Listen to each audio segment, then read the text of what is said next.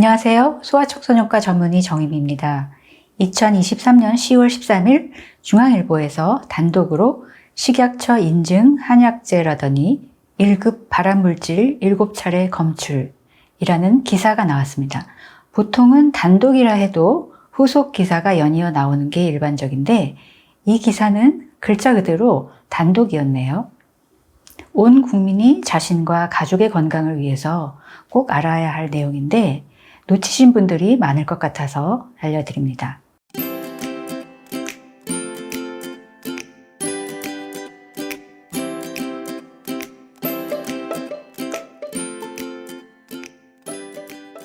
최근 5년 동안 정부 인증을 받은 업체가 유통한 한약재에서 1군 발암물질인 아플라톡신이 허용치를 넘는 것으로 확인된 경우가 7건이 있었습니다.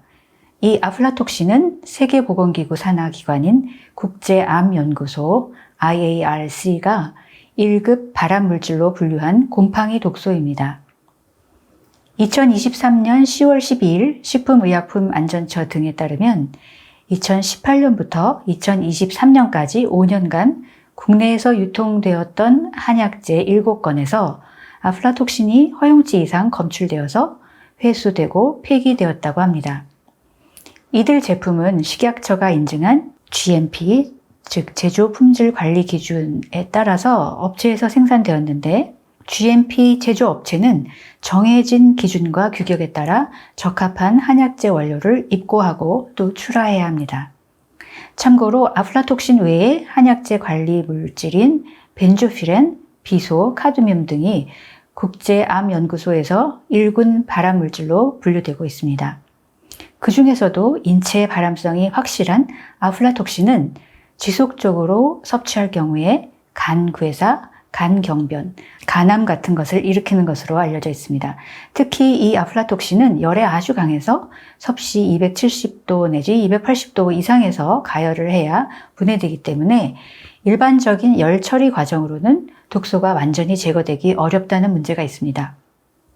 현재 식약처는 국내에서 생산 유통되는 수백여 종의 한약재 중에서 감초, 결명자, 울금, 도인, 빌랑자, 백자인, 연자육, 원지, 백편두, 행인 등 한약재 21개 종에 대해서만 매년 아플라톡신 검사를 하고 있습니다.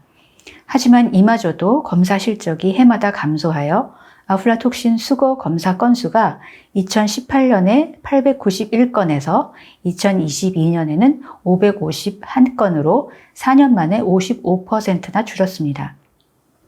검사 실적이 줄었음에도 GMP 인증 한약재에서 허용치를 넘는 아플라톡신이 수차례 확인된 만큼 현재보다 더욱 검사 횟수와 대상을 늘려야 할 것입니다.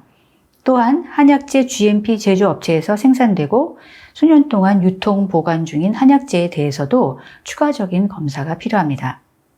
식약처는 수거 폐기뿐 아니라 아플라톡신 발생의 근본 원인을 파악해서 개선 방안을 모색하겠다는 입장을 밝혔다고 합니다.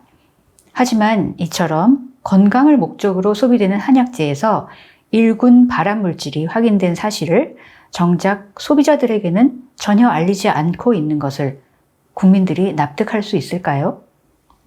아이를 키우는 부모님들이라면 올해 4월 어린이 해열제에서 병원성 미생물이 아니라 진균이 기준치보다 많이 나와서 강제 회수하고 또 제조 판매 사용을 중지한다는 식약처 보도 자료를 똑똑히 기억하실 것입니다. 일정 수준 이하는 허용되는 미생물이라지만 그때 전국적으로 얼마나 많은 분들이 마음을 졸이고 애를 태우셨습니까? 그런데 국가가 인증하는 GMP 한약재에서 1군 발암물질인 아플라톡신, 카드뮴 등이 기준치 이상 나왔다는 보도자료는 5년 전인 2018년 8월 3일자가 마지막이었습니다. 사실 그 보도자료조차도 현재 식약처 홈페이지에는 없더군요. 이번에 기사화된 아플라톡신 7건에 대한 내용을 지난 5년 동안 식약처 보도자료에서 보신 분이 혹시 계신가요? 식약처 홈페이지 보도자료에서 검색되는 아플라톡신 관련 회수 조치는 모두 식품에 관한 것뿐 GMP 인증 한약재에 대한 것은 없었습니다. 때마침 지난주 금요일 10월 13일에는 국회 보건복지위원회 식약처 국정감사 일정이 있었지만 국민 건강에 이처럼 중대한 GMP 인증 한약재 1군 발암물질 검출 건은 언급되지 않았습니다. 이 기사가 아니었으면 아무도 몰랐을 일이죠. 식약처는 어린이 해열제의 경우와 마찬가지로 발암물질이 검출된 GMP 인증 한약재의 유통 경로를 철저히 조사해서 전량 회수, 폐기할 뿐 아니라 확인되기 전에 조제된 한약을 이미 복용한 환자들에게도 그 사실을 알리고 남아있는 한약을 복용하지 말도록 해야 할 것입니다.